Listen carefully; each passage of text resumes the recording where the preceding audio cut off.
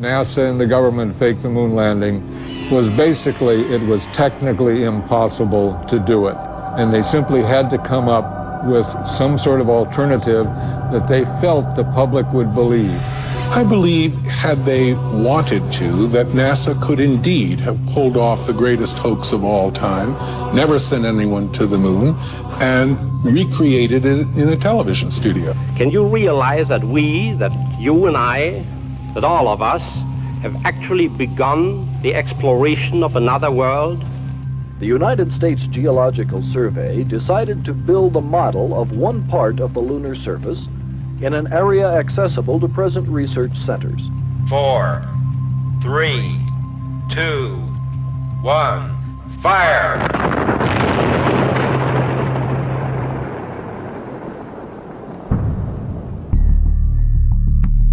Reflections of studio lights, accidental movie props, repeating backdrops.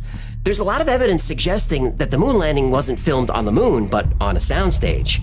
The lunar module engine puts out 3,000 pounds of thrust, and the lunar surface is covered with dust that was described as fine powder. If that's true, why did the engine leave no mark on the surface? And shouldn't there be dust everywhere? Even the foot pads are clean and shiny. So either the landing module was sitting there, or it was gently lowered down by a crane. And you'd have to lower the thing gently. Look at it. It looks like tinfoil and curtain rods held together by duct tape. More evidence that a crane was used is when the astronauts separate from the module and return to orbit for pickup. Look at this. The module separates and the astronauts gently lift back to orbit. And look how slowly it moves. Where's the rocket plume from the engine? What's allowing this to fly all the way to orbit? If you watch the footage closely, it looks like the object is wobbling a little on cables or wires. By the way, who shot this footage? There was no camera remote control, but somehow the scene is framed perfectly. They're zooming in and out. The camera tracks the object up into the sky, but conveniently loses the object when it gets too high. But the camera does pan around the surface. Who's working the camera? Now, speaking of cables and wires, look at this footage. Does this look natural? Or does it look like he's being lifted by wires? Houston, Apollo 11, how do you read?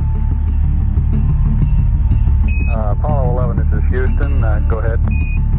LEM looks to be in pretty fine shape. About all we can see from here.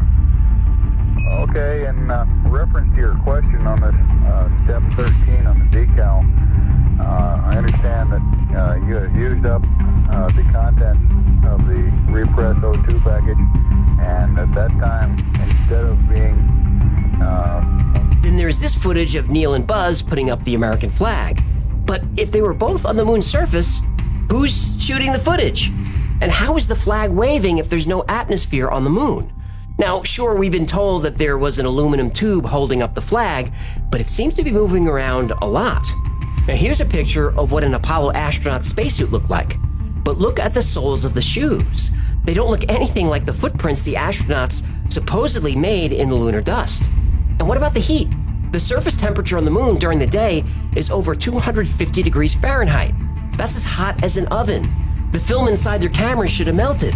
But there are thousands of pictures that all came out perfectly fine. Well, fine, except for the whole wrong shadows, no stars, movie props, visible lights, and stuff being hoisted by cranes. Right, except for that. And there are plenty of photos that are flat out doctored. If you remember our episode on NASA's Mars cover-up, we proved that the photos of Mars were altered before being released to the public. This is a technique perfected during Apollo.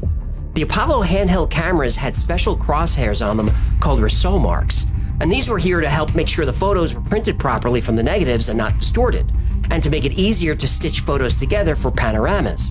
But in some of the photos, the crosshairs aren't there, or are only in part of the picture. In other photographs, objects appear in front of the crosshairs. Now that's physically impossible, unless the objects were added after the photo was taken, by layering them on top of empty backgrounds. And there are even more problems with the photography. Here's a picture of an Apollo astronaut saluting the American flag. But look at his feet. The shadows don't even reach them. It's like he was edited in later and somebody forgot to add a shadow. Now, even if we could explain all these anomalies in the photos, there's a big reason why nobody can get to the moon. A reason why human beings can't leave Earth at all, at least not yet. The reason is real and scientifically proven as fact. Radiation.